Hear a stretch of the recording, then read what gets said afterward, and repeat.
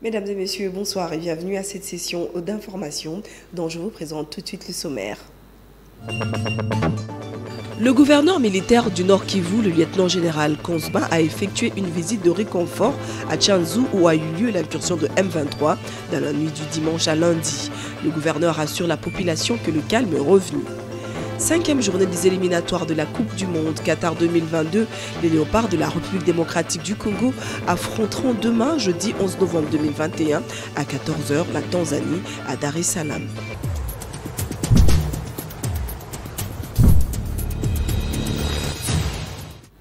Une fois de plus, mesdames et messieurs, bonsoir et merci de nous avoir choisis pour vous informer. L'avion présidentiel bloqué en Espagne depuis 2016 est retourné mardi en République démocratique du Congo. Cela faisait 6 ans qu'il était bloqué pour insolvabilité. Cet aéronef est revenu en début de soirée du mardi et a atterri à l'aéroport international de Njili sous le regard du directeur du cabinet du chef de l'État, Guilain Nyembo, presse présidentielle. Le Gulfstream 4 battant pavillon congolais est de retour sur ces terres congolaises après près de 6 ans d'immobilisation forcée en Espagne. L'affaire remonte à 2016. Les gouvernements de l'époque, principal utilisateur de cet aéronef présidentiel, envoient pour entretien l'avion à Madrid dans un centre de maintenance agréé de l'OACI. Très sollicité et non entretenu, l'avion avait manqué plusieurs crashs au pays. Depuis 2016, l'État propriétaire n'a rien fait pour honorer les factures d'entretien. Bien au contraire, les charges financières se sont accumulées, jetant un discrédit sur la République démocratique du Congo. L'affaire avait fait grand bruit dans l'espace aérien européen et des mesures fortes étaient même envisagées contre la RDC. Sur instruction du président de la République, Félix-Antoine Tshisekedi Tshilombo, les directeurs de cabinet Guilain Nyembo avaient mis en place un groupe de travail autour des services logistiques présidentiels pour suivre de près ces dossiers et ramener au pays ce bien de l'État sabordé.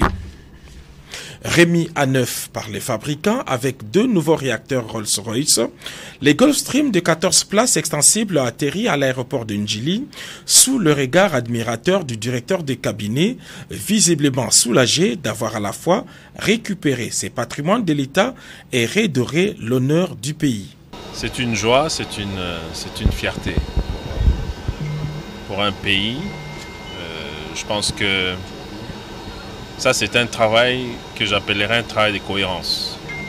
Vous savez, le chef de l'État est en train de remettre notre image partout dans le monde à niveau. Et je pense qu'il était de notre devoir, pour ce qui nous concernait, à partir du moment où nous savions que nous avions un dossier à gérer, dans ce cadre-là, il était, comme j'ai dit, de notre devoir de faire en sorte que les paroles puissent être matérialisées par des actes. Et ça, c'est un acte qui correspond à cette image-là que nous voulons pour l'extérieur de notre pays. Un avion retenu à l'étranger, je pense que ça ne fait pas très joli. Donc il était vraiment important pour nous que nous puissions faire tout de notre possible pour que cet avion puisse revenir ici. Ce jet privé fait partie des 3000 prototypes produits par Gulfstream à travers le monde et à ce jour, aucun d'eux n'a jamais connu de crash. Il vient renforcer la flotte aérienne de l'État congolais pour l'itinérance en province et partout où le devoir d'État l'exige. Reçu par le Premier ministre Samalou Kondé, le secrétaire exécutif adjoint de la Commission économique des Nations Unies pour l'Afrique, Antonio Pedro, confirme la position stratégique de la République démocratique du Congo dans la production des batteries électriques. Sylvie Fortuné-Mboula et James Katamba ont signé ce reportage. Congo occupe une bonne position pour la transition énergétique attendue par tous, étant producteur de cobalt et lithium, précurseur des batteries. Dans le cadre des préparatifs des DRC Africa Business Forum, le Premier ministre et chef du gouvernement Jean-Michel Sama Lukonde Kyenge a eu droit à la restitution de l'étude menée par Bloomberg qui démontre que la République démocratique du Congo est au centre de la production des voitures électriques qui devront être mises sur les marchés d'ici 2025 et est également parmi les producteurs compte tenu de sa plus grande réserve de cobalt et de lithium. Antonio Pedro, secrétaire exécutif adjoint de la CEA, Commission économique des Nations Unies pour l'Afrique, qui accompagne la République démocratique du Congo dans l'organisation de ces forums, a reçu ce mardi 9 novembre 2021 les assurances du Premier ministre Jean-Michel Sama Lukonde Kyenge sur l'implication de son gouvernement dans la mise en œuvre de cette transformation. Aujourd'hui, nous avons partagé des indicateurs très importants qui confirment la position, l'avantage comparatif de la RDC au niveau de la production de précurseurs des batteries. Selon les chiffres que nous avons déjà et qui seront partagés avec le gouvernement aujourd'hui, lorsqu'on va faire la présentation du rapport de Bloomberg, la RDC peut produire les précurseurs des batteries 3 fois moins cher que les États-Unis et la Chine et 2 fois moins cher que la Pologne.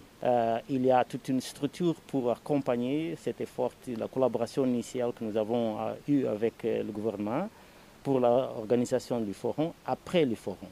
Parce que la mise en œuvre qui c'est plus important qui organisait le forum. Et comme annoncé par Antonio Pedro, quelques heures après, le chef de l'exécutif national a suivi par visioconférence la présentation de l'étude réalisée par Bloomberg. Cette grande rencontre d'affaires se tiendra.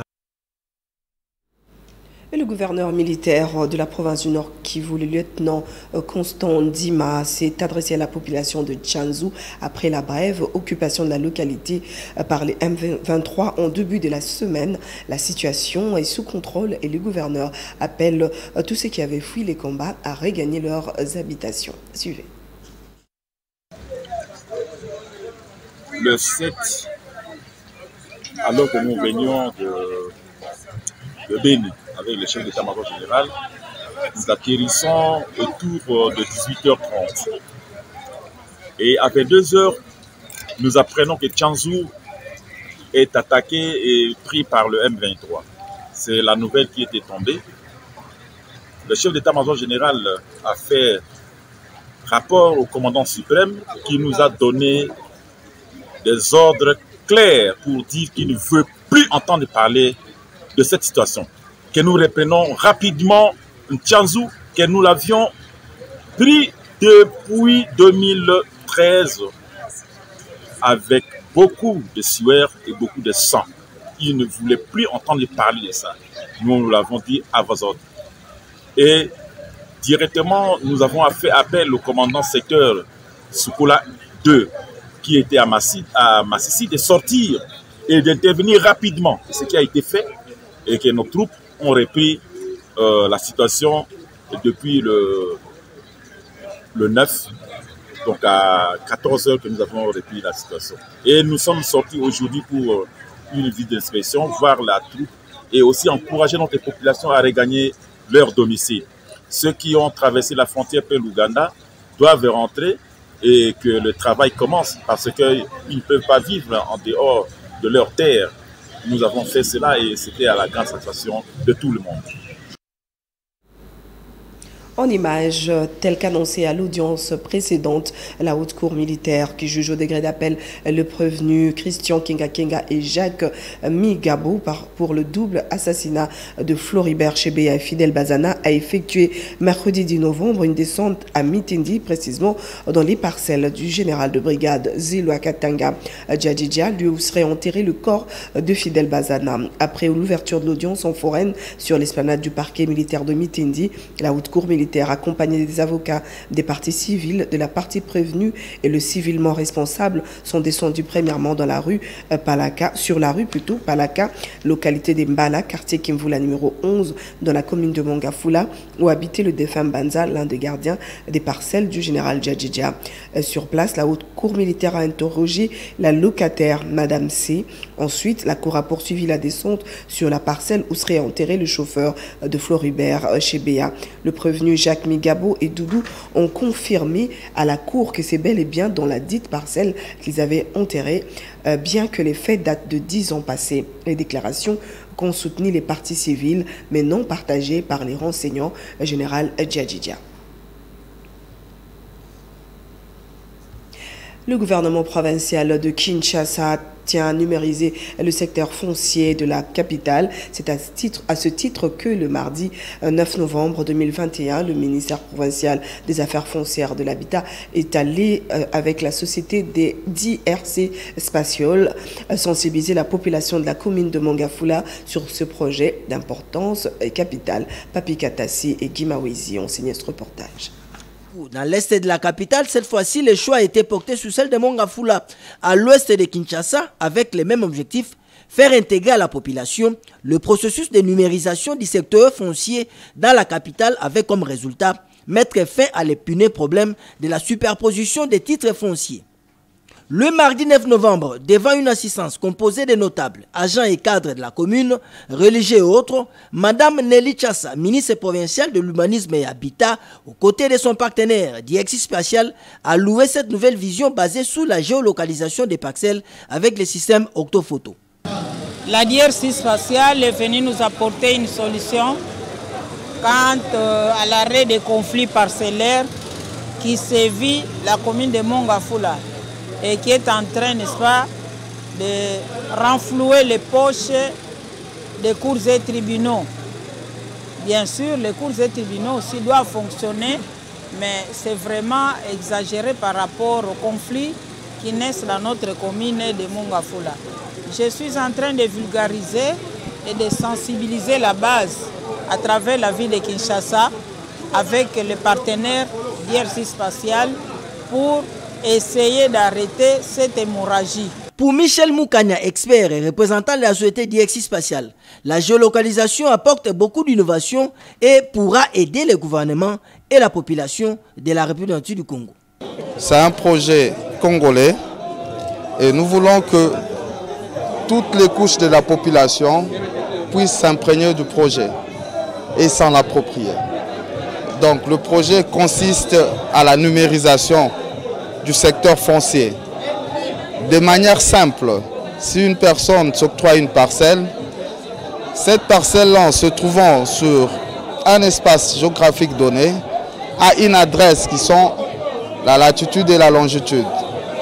Donc, ce problème peut résoudre tout le problème qui concerne les conflits dans le secteur du foncier. Il s'en est suivi de l'échange entre la ministre provinciale de l'Urbanisme et Habitat, DXI Spatial et l'assistance. Objectif, mettre fin à cette pandémie qui est le conflit des terres. Conflit parcellaire, superposition des titres, la terre pour nous unir et non pour nous diviser. Actu vu par les autres. Aujourd'hui, Patim Vouzi a interrogé Jean-Désiré Mouquinze, journaliste à Bossolo TV. Suivez plutôt.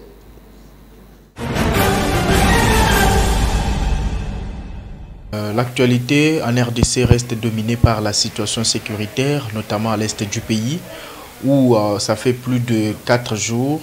Il y a eu des incursions d'abord des M23 à Rutshuru, où quelques éléments de forces négatives ont fait incursion. Ils ont provoqué une psychose au niveau de la population qui était contrainte à se déplacer, quitter leurs milliers vers d'autres milliers.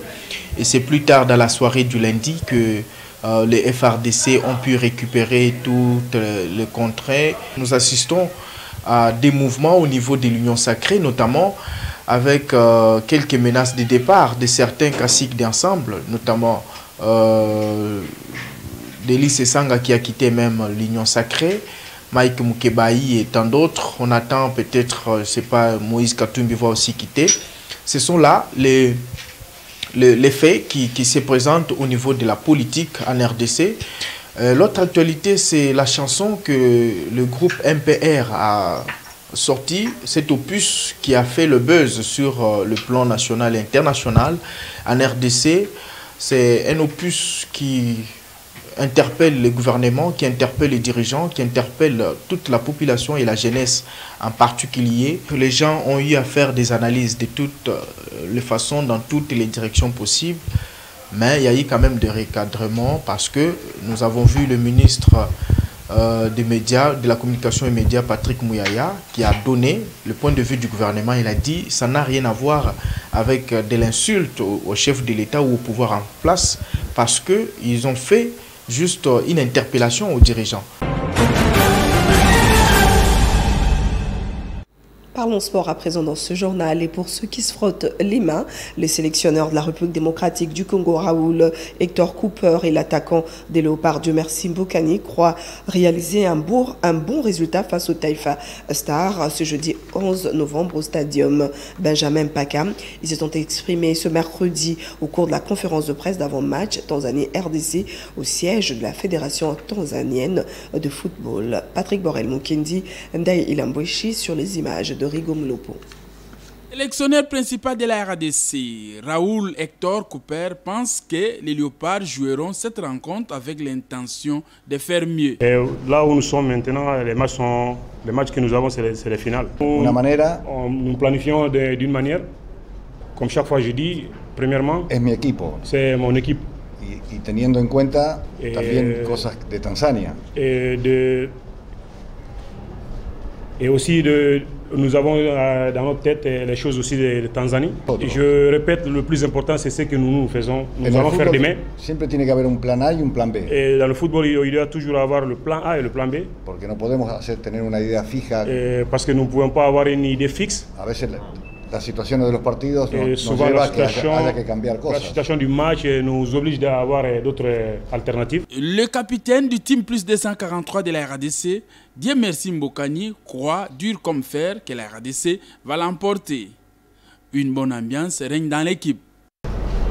Je n'ai pas de pression parce que on est concentré pour les matchs de demain parce qu'on sait très bien l'équipe tanzanienne, ils sont une très bonne équipe. On est venu ici pour qu'on prenne les 3 points. Avec les groupes, ça se passe très bien nous tous parce que ça fait longtemps, moi je suis à l'équipe nationale. Il y a des bonnes ambiances avec tous les groupes. Je crois que c'est comme la famille. Et voilà. Avec la nouvelle coach, on sait très bien comment on va parler avec d'autres joueurs.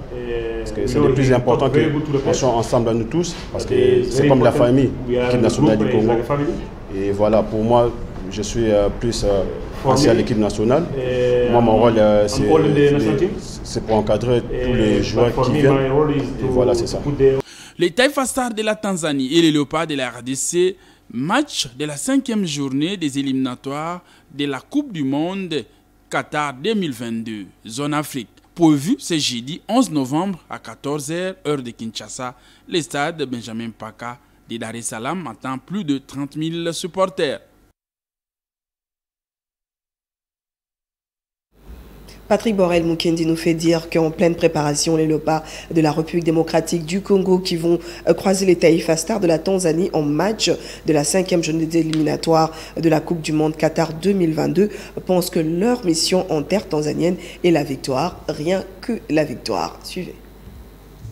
Et c'est Léopards qui vont jouer jeudi 11 novembre au stadium Benjamin Mpaka, leur match comptant bien sûr pour la 5e journée de la phase retour éliminatoire de la Coupe du Monde Qatar 2022, une rencontre de vie ou de la mort face à la Tanzanie.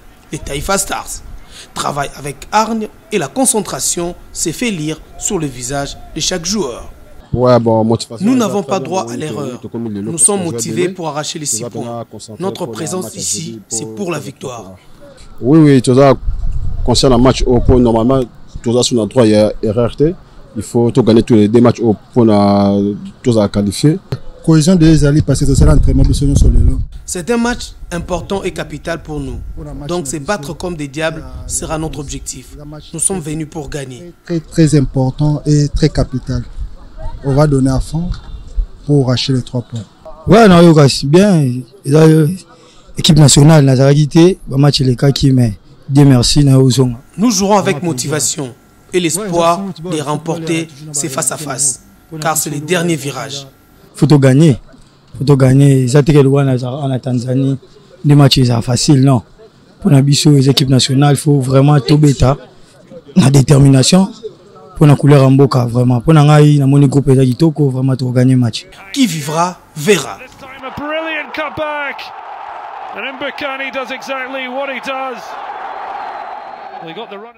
Et dans le même registre, je vous invite à présent à suivre l'interview du premier vice-président de la FECOFA, Bobo Bondembe, au micro de Rigo Molopo. C'est un match que tout le monde attend. Et effectivement, avec l'aide du gouvernement, nous avons fait les cartons pleins. C'est-à-dire tous les joueurs sollicités par l'entraîneur, ils sont à Kinshasa. Les derniers arrivés, c'était Jackson Mouleka et il est là. Donc maintenant, on attend plus de joueurs, tout le monde est là. L'équipe qui va jouer demain, c'est une équipe métamorphosée. Et vous avez vu même Gaël, qu'on avait besoin comme distributeur, est là. Donc je pense qu'avec la présence de Gaël, Mbokani et Bakam seront bien servis. Donc, et quand vous approchez les joueurs, tous me disent, Président, nous sommes venus prendre 3 points et nous allons rentrer prendre 3 points contre Bénin. Donc, ils sont un peu le même langage, ils sont tous déterminés. En tout cas, c'est la première fois que je vois cette détermination au niveau des joueurs. Donc, tous ont le même langage que demain, on va mouiller les maillots pour satisfaire la population congolaise. Quand l'équipe joue et je ne suis pas là, bon, il y en a qui se demandent pourquoi ils ne viennent pas, ils ne sont pas sûrs. Mais dès que j'étais tout le temps en contact avec eux, ils savaient les programmes et nous sommes venus avec l'enveloppe du gouvernement. Donc il ne se pose aucun problème sur les plans financiers. Ce qui concerne ces matchs. Il est toujours déterminé, il continue à croire à la qualification de notre équipe nationale. Nous voulons aussi de notre côté croire avec lui et aller jusqu'à la dernière minute. Et nous pensons que tout va se jouer demain. Et nous osons croire, nous sommes déterminés. Et en pleine préparatoire des éliminatoires qualificatives au Mondial 2022 réservées aux moins de 23 ans, les léopards de basketball sur fauteuil roulant ont été motivés par la visite de l'international français de Paris Saint-Germain, Landy Basket, Paty Coty. Patrick Borel-Mukendi. Avant de s'envoler à Johannesburg, en République sud-africaine, pour prendre part du 4 au 12 décembre 2021 aux éliminatoires qualificatifs au Mondial 2022 réservés aux moins de 23 ans, les léopards de la RDC basketball sur fauteuil roulant ont été surpris dans leur camp d'entraînement érigé dans la salle Ballers House des Showbuzz par l'un des joueurs de l'équipe de France Landy Basket, Paty Coty Bingo, qui profite de cette visite pour partager aussi son expérience avec la sélection congolaise. Un réconfort moral pour les athlètes. Vous remarquerez que ces matos que nous utilisons ici, c'est vraiment très ancien. Donc, voyons votre soutien, ça nous aidera aussi à aller plus loin dans les jours à venir. Cette discipline a besoin de l'apport de tous pour se développer, a dit Gégé Kizubanata. Parler avec Paty pour nous aider afin que nous puissions nous exercer et développer cette discipline ici en Afrique et précisément au Congo. Donc merci à vous infiniment pour ce que vous êtes en train de faire au nom de toutes les personnes qui sont autour ici. Les sociétaires du club parisien promettent son soutien. Et je pense que plus tard, il y aura des bons matos qui vont arriver avec le club français qui nous aide, qui va nous aider à vous envoyer ces matos-là. Donc on va travailler avec le président pour envoyer tout ce matos-là. Espérons que ces ambassadeurs défendront valablement le drapeau congolais au pays d'Nkosi Kelele, Africa. À présent, suivez la revue de presse dans une sélection et commentaires de Polydor Patrick Ngazemi.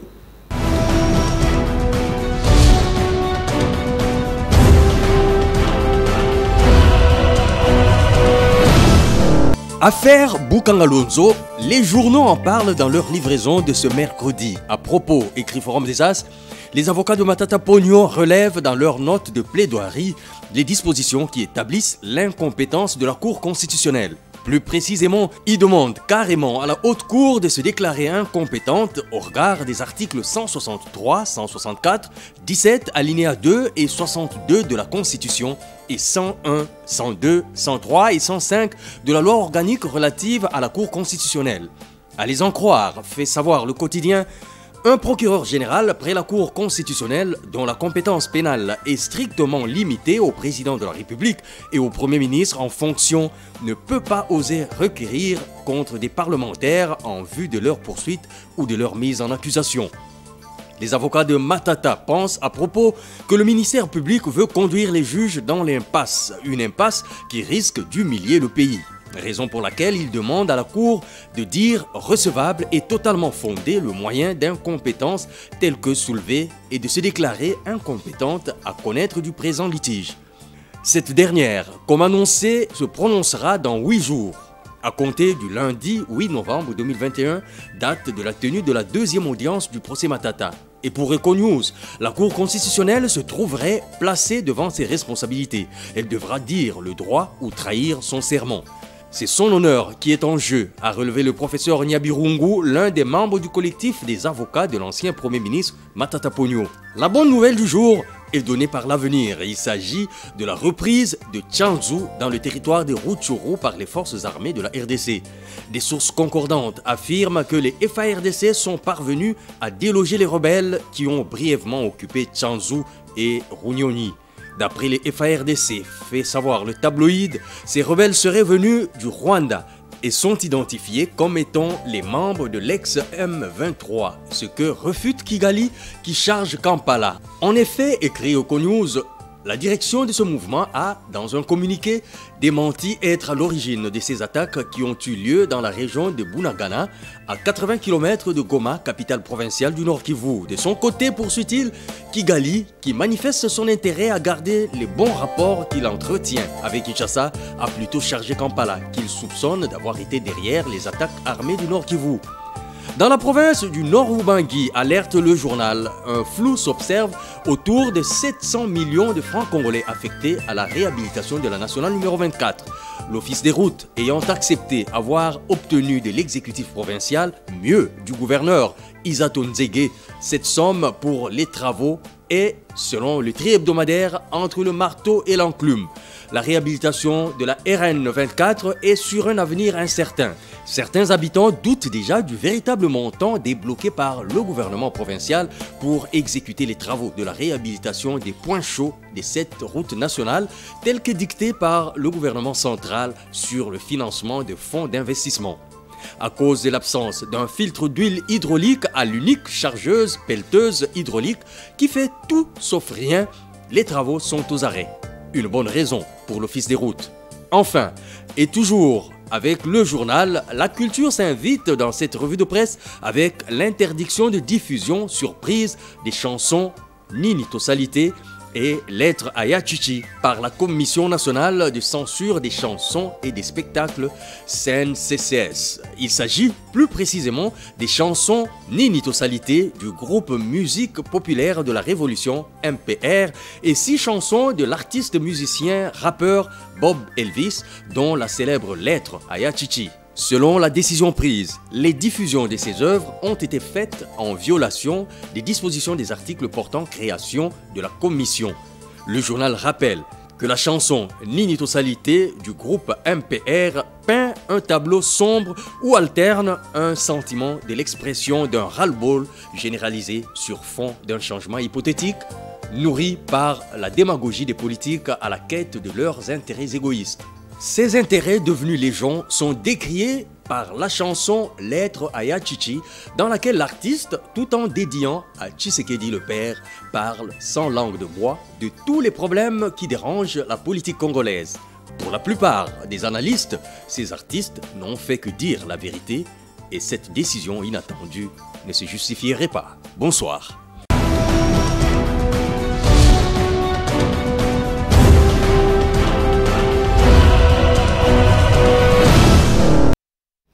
Voilà qui vient mettre terme à cette session d'information, mais avant de la clore complètement, le rappel de titres.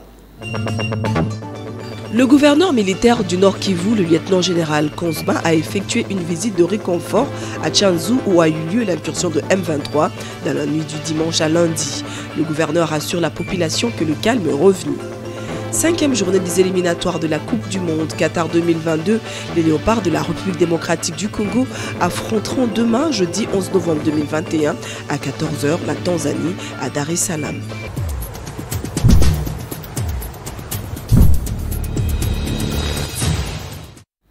Ce journal est à présent terminé. Si vous l'avez aimé, dites merci à Sylvie Fortuné Bola qui en a été une fois de plus chef d'édition et aussi à toute la grande équipe de la rédaction qui l'a accompagné. Au revoir, je vous retrouve une fois de plus demain soir.